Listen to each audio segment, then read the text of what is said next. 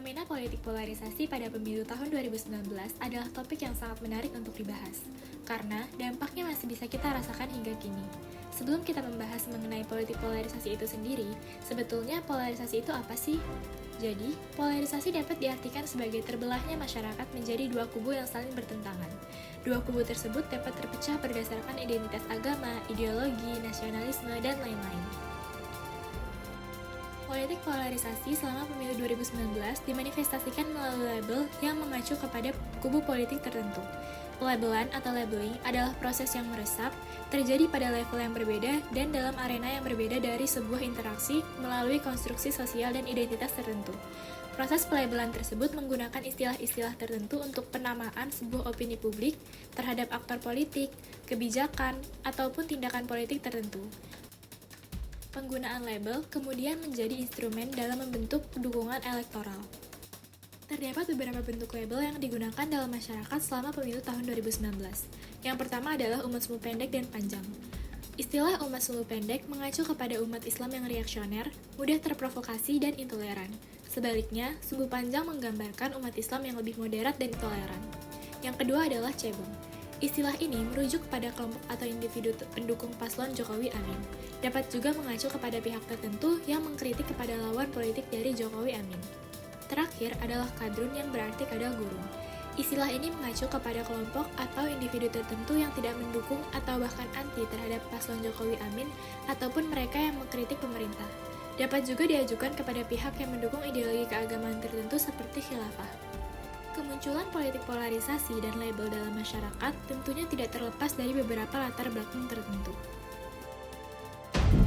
Dua pemilihan di Indonesia sebelumnya, Pilpres 2014 dan Pilgub Jakarta 2017 bisa dimaknai sebagai polarisasi.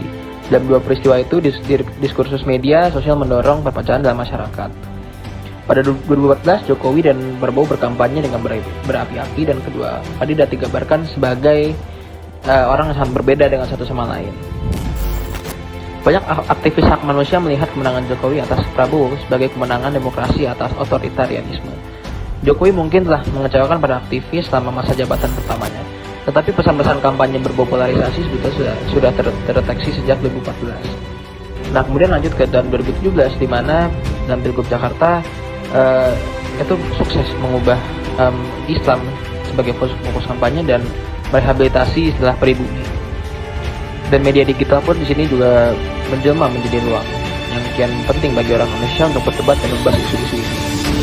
Kita bisa lihat misalnya banyak kemunculan hoax yang dikemas dalam kampanye hitam, terus kemudian ada istilah pasukan nasi bungkus atau buzzer, terus kemudian banyak politisi Indonesia yang memanaskan kontestasi politik, terus juga banyak partai politik dan organisasi yang telah mendukung membangun diskursus yang sangat agresif di ruang publik digital. Ada kekhawatiran besar bahwa menguatnya polarisasi politik akan merusak kepercayaan di masyarakat.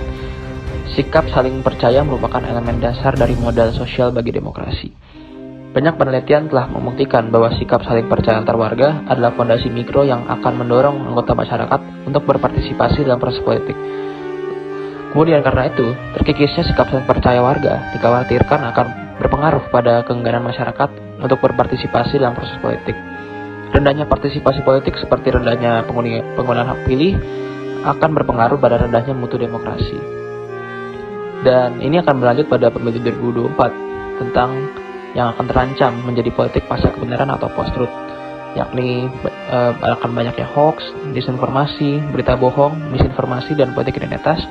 Terus juga ada pemanfaatan isu, sara, politik, permusuhan, hate speech, black campaign, politik uang, dan politik intimidasi.